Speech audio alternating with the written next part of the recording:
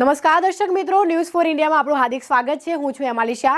તો ચાલો આપણે આગળના સમાચાર જોઈએ। બેટી બચાવો બેટી પઢાઓના સ્લોગન સાથે સીઆરપીએફની મહિલાઓ શ્રીનગરથી ડભોઈ આવી પહોંચી છે। 10,000 કિલોમીટર બુલેટ બાઇકરની સફર કરી મહિલાઓ ડભોઈ કોલેજ ખાતે પહોંચી હતી। ત્યારે તેઓ દ્વારા શ્રીનગર, શિલોંગ અને કન્યાકુમારીથી સીઆરપીએફની મહિલા બાઇક રાઇડમાં જોડાઈ 150થી વધારે સીઆરપીએફની મહિલાઓ બુલેટ બાઇક સાથે જોડાઈ હતી। ધારાસભ્ય નાયબ કલેક્ટર દ્વારા બાઇકર્સનું કરાયું હતું સ્વાગત અને એનસીસી અને એનએસએસના વિદ્યાર્થીઓ દ્વારા કરાયું સ્વાગત। દર વર્ષે સીઆરપીએફની દ્વારા સમાજ તેમજ દેશના લોકોને મેસેજ પહોંચે તે માટે અનેક મુદ્દાઓને લઈને અલગ અલગ રાજ્યોમાંથી બાઇક ચલાવી સ્ટેચ્યુ ઓફ યુનિટી ખાતે આવતા હોય છે। તેવામાં આ વર્ષે બેટી બચાવો બેટી પઢાઓના સ્લોગન સાથે સીઆરપીએફની 150 જેટલી મહિલાઓ 5 ઓક્ટોબરથી અલગ અલગ રાજ્યમાંથી નીકળી સ્ટેચ્યુ ઓફ યુનિટી ખાતે જવા રવાના થઈ હતી। તેવામાં આજરોજ સીઆરપીએફની બાઇકર્સ ડભોઈ ખાતે આવી પહોંચી હતી, જ્યાં સિનોર ચોકડી ખાતેથી પોલીસ તેમજ ડભોઈ કોલેજના એનસીસી અને એનએસએસના વિદ્યાર્થીઓ દ્વારા તેઓનું ઉષ્માભેર સ્વાગત કરવામાં આવ્યું હતું।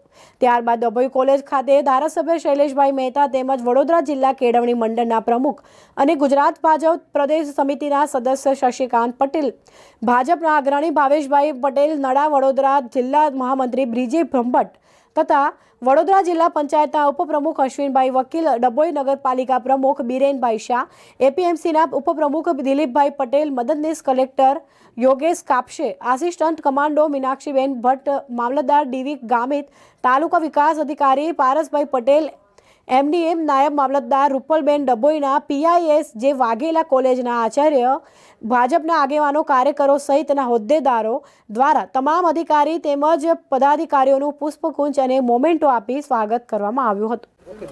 सीआरपीएफ को विश्व की सबसे बड़ी अर्धसैनिक बल होने का गर्व तो प्राप्त है ही, लेकिन दुनिया की पहली महिला बटालियन का गठन भी हमने किया। इन सालों के बाद अब एक महिला मोटरसाइकिल रैली में एकता, समरसता और समावेश का मैसेज लेकर के हम 5 अक्टूबर 2023 को श्रीनगर, शिलोंग और कन्याकुमारी से चले।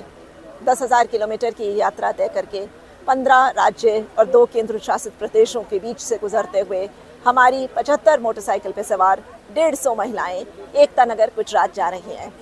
डभोई की इस धरती पर आकर के हमें यहाँ महसूस हुआ कि यहाँ के लोग हमारे साथ कितने जुड़े हैं। एनसीसी, एनएसएस के वर्कर्स हमारे साथ जुड़े हैं और यही एक जुड़ाव है जो हम अपने साथ लेकर के एकता नगर गुजरात जा रहे हैं। नमस्कार, जय हिंद।